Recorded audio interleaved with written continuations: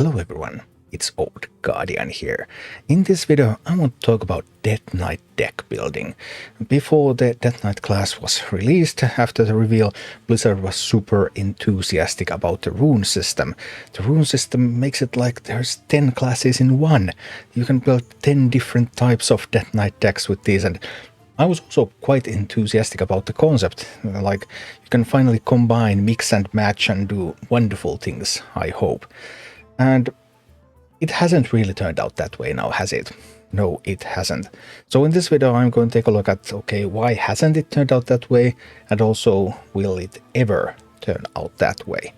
But to start with, I looked through all the HS replay stats from Legend, from Diamond, even from Bronze, and I was only able to find one Death Knight deck that is not a triple rune deck, one Death Knight deck that isn't pure blood, pure unholy, or pure frost, and that is this one. Well, to be honest, there's a couple of small alterations, but I mean, it's this concept. You change one card or two cards and that's it. But this concept, the double blood, single unholy Handbuff Death Knight deck. And it's sort of okayish, I guess. We're talking 49% win rate in Diamond. So you can like almost play with this stuff. Because Nerubian Swarm card has some beautiful synergy with the Hawksrider Rancher, which is used in that triple unholy deck. And it also has the same kind of synergy with Blood Tap. So you can Blood Tap into Swarm cards, or you can Rancher into Swarm cards. It just gives you more options to make use of those Swarm cards. The problem is that this deck has some issues with ending games. I mean, sometimes your buffed up minions are enough, sometimes the No-Munchers do stuff, sometimes Mr. Smite goes face. Even Invincible can maybe do something, although not all minions here are undead, so not everything works with Invincible.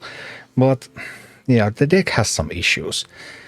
But this is the only one. This is the only Death Knight deck that doesn't use 3 of the same rune, and that's because Double Blood, one Unholy was kind of planned to be the Handbuff deck. I already brought this concept to the theory crafting live streams.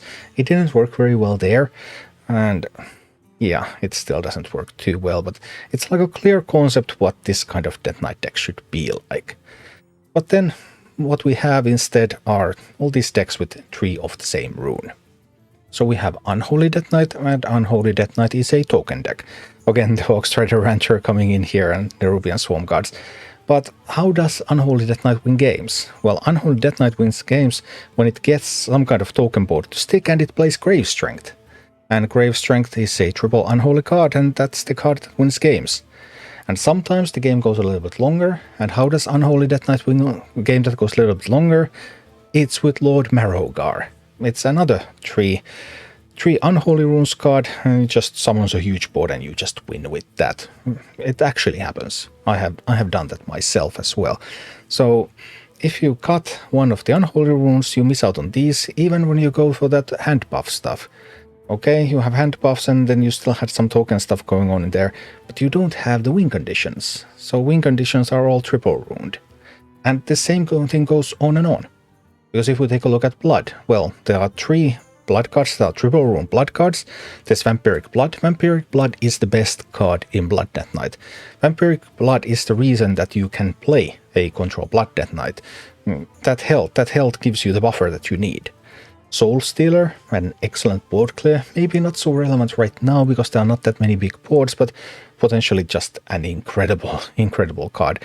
And then there's Alexander's Mograine, which is a win condition. Maybe not the strongest of win conditions, but it seems to be playable enough that all Blood Death Knights want to run that because it does give you that inevitability. So if you want to play Blood Death Knight, some kind of control Death Knight, would you give up on Vampiric Blood, Soul Stealer and Alexandros? And the answer is no. No, you would not. You have to have those cards. If you try to do it with something else, there's just not enough on offer. Because the closest thing to giving up something is Frost, because Frost already gave up the minion, and now Frost has Lady Death Whisper and Frostworm's Fury remaining.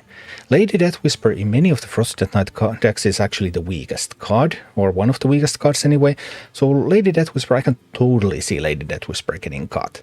But then there's Frostworm's Fury. Okay, well, that is an incredibly powerful card.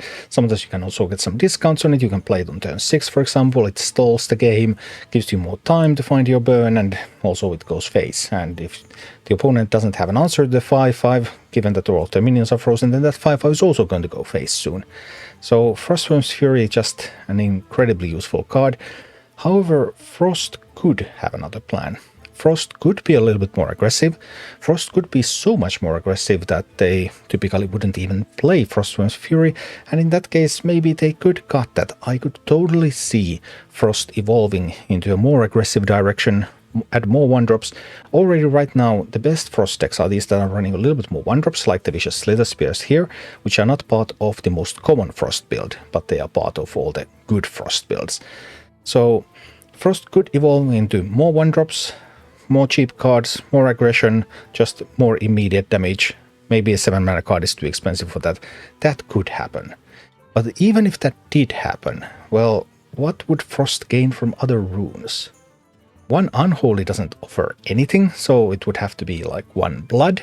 And then you have stuff like Heartstrike. Well, you don't want that, you want stuff that goes face. Well, Noxious Cadaver. Okay, Battlecry, deal 2 damage to an enemy and your hero. It's a 1-drop too. Okay, that could maybe do something. Then there's Snow Muncher. No Muncher is a pretty sweet card. Don't lifesteal at the end of your turn at the lowest health enemy. But typically if you have lost the board at that point, if you haven't lost the board, if the opponent has no board, you have something, or even if you don't have anything, you play No Muncher on a completely empty board, then that No Muncher is going to go to the dome at the end of the turn. No Muncher is actually pretty strong like that. But typically the opponent will have something and then Muncher doesn't go face, and then you wish maybe I had Frostworm's Fury instead, and if I did, then I would be able to shoot face and freeze the board, and that would just be so much better. So yeah, does Blood even offer enough? If we think about, okay, how would we build Frost if we were to build Frost more aggressively?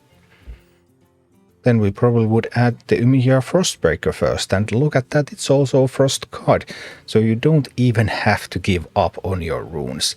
And you could even run Frostworm Fury if you got stuff like Sword and Death Whisper or something. So yeah, right now with this current card pool, there just isn't a whole lot of ways to build those double Unholy 1 Frost, double Frost 1 Blood. Those sorts of deck ideas that the developers were confident would have something going for them, but they just don't. They just don't. Because the most powerful cards are the triple rune cards, and you just can't afford to cut those. Or even if you can afford to cut those, then like with Frost you could, but then there's nothing with the single runes that's powerful enough that you could bring in. The basic problem is that Death Knight is trying to be like 10 classes in one, but it only has 68 cards. And this problem is not going to get any better. This is in fact going to get worse. It's going to get a little bit better technically, I suppose, during the next year, when no Death Knight cards are rotating out yet. But Blizzard has said, going forward, we're just going to be doing 10 Death Knight cards per expansion, same as all the other classes. And we decided that in a full year of Hearthstone expansions, we want to give each of the rune specializations some new toys, something new to do, some interesting deck that they didn't have access to before. But because we don't want each expansion to feel only minimally impactful for each of the runes, we feel it's probably going to be the best approach to focus in one area for each expansion, and then just make sure that we hit all of them over the course of the year. You can already see this with the way the Death Knight cards are currently positioned, because all of the triple blood cards are from March of the Lich King, all of the triple frost cards are from Path of Arthas, all of the triple unholy cards are from the core set. So they have already started applying this design philosophy that they told about this in a Shack News interview already before the release, and they are already doing this. And what this means is that Death Knight will never have the card pool that it would require in order for it to actually be 10 classes in one. Instead, we're going to be able to build a couple of Death Knight archetypes, but it seems very unlikely that we'll be able to do a lot of this mixing and matching and get all of these fun deck building challenges that we could in theory with the rune system, but the rune system just doesn't have enough support. There are not enough cards. There's just not enough cards. And it's not going to get better. So yeah, I was really looking forward to the rune system, but now that we have it, then the way it is with the current card pool means that it's just like Death Knight would be a couple of different classes, and that's it. It just doesn't do what I was hoping it would do and what Blizzard was advertising in advance that it would do. So yeah, I don't think Death Knight was a complete mistake or a complete disappointment. I think the class has fun mechanics, and I still think there's a lot of fun to be had with playing Death Knight and building Death Knight decks. But the rune system and the deck building challenges of Death Knight certainly did not materialize the way we had hoped, and also it doesn't look like they ever will. Thank you for watching. Click like and subscribe if you enjoyed this, and a special thanks to all of my Patreon supporters, YouTube members and Twitch subscribers who make all of these videos possible.